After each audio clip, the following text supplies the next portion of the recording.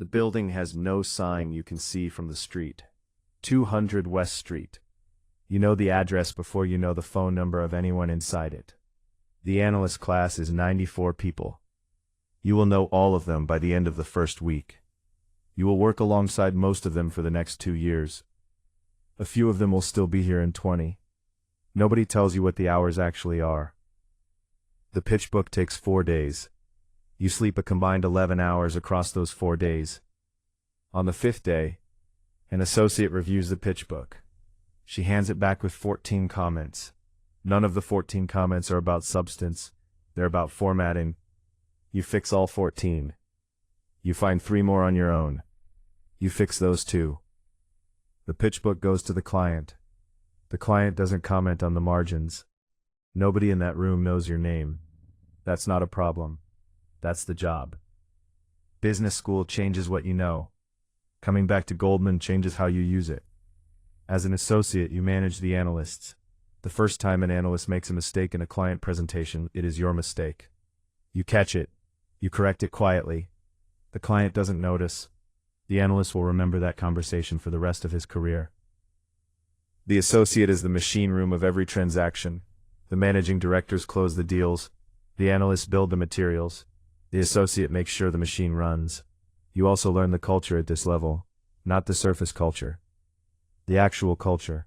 Goldman values judgment, not intelligence, not effort. Judgment. The VP promotion is not announced. You find out from HR. Vice President at Goldman Sachs. The title that sounds significant to everyone outside the firm and means you've just arrived at the starting line to everyone inside it. At VP, the job splits. Half the job is execution. You still run deals, manage work streams, produce the work. The other half is coverage. You start building relationships. Coverage means you own a list of companies. You know their financials better than some of their own executives. You call them when there's news. You call them when there isn't. Most of those calls go nowhere for years. Then one day a CFO on your coverage list calls you. She says, "We're thinking about something. Can you come in?" The transaction you originated as VP closes 18 months later. $2.4 billion acquisition. Cross-border. 3 jurisdictions. 7 months of execution. The executive director promotion follows 6 months later. Again, by email. At ED level, you are expected to originate. Not occasionally. Consistently. Goldman tracks everything. Your pipeline, your mandate win rate, your revenue attribution. Every dollar you generate is connected back to you. This is the moment most people discover whether they are relationship bankers or execution bankers. Execution bankers can produce perfect work. Relationship bankers make the phone ring. You learn at ED level that the board presentation is not about the slides. The slides are evidence. You are the argument. The MD promotion is different from the others. It's announced in a room. At MD, the economics change substantially.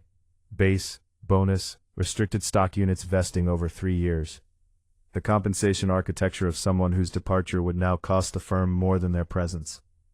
The deferred structure is not generosity, it's retention.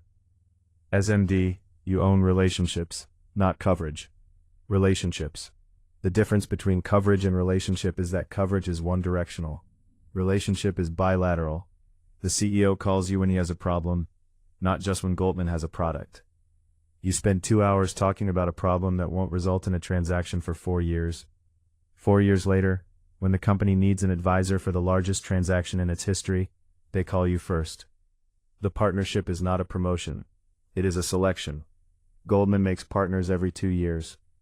The selection process begins 18 months before the announcement. You don't know it has started until it's over. 200 people are being considered. 30 will be selected. The economics of partnership are not public. What is known, partners share in the firm's profits. The share is proportional to seniority, performance, and negotiation. At the senior end, the numbers are generational. The responsibility is proportional. At the partner level, you are no longer executing Goldman's strategy, you are building it. The first time you speak in that room, you speak slowly. There is no announcement for senior partner. It accumulates over years. The calls become a certain kind of call. The meetings become a certain kind of meeting.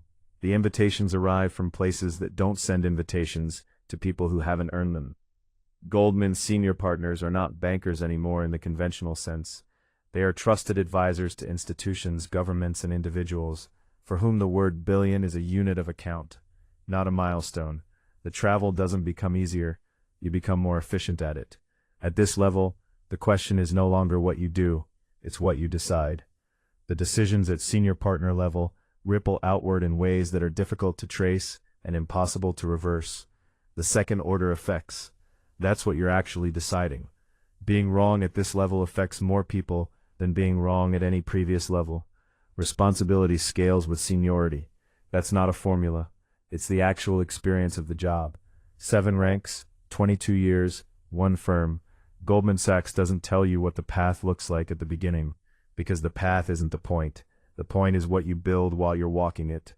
Every rank teaches you something the previous rank couldn't. That's what they never tell you. Vault levels, new episodes every week.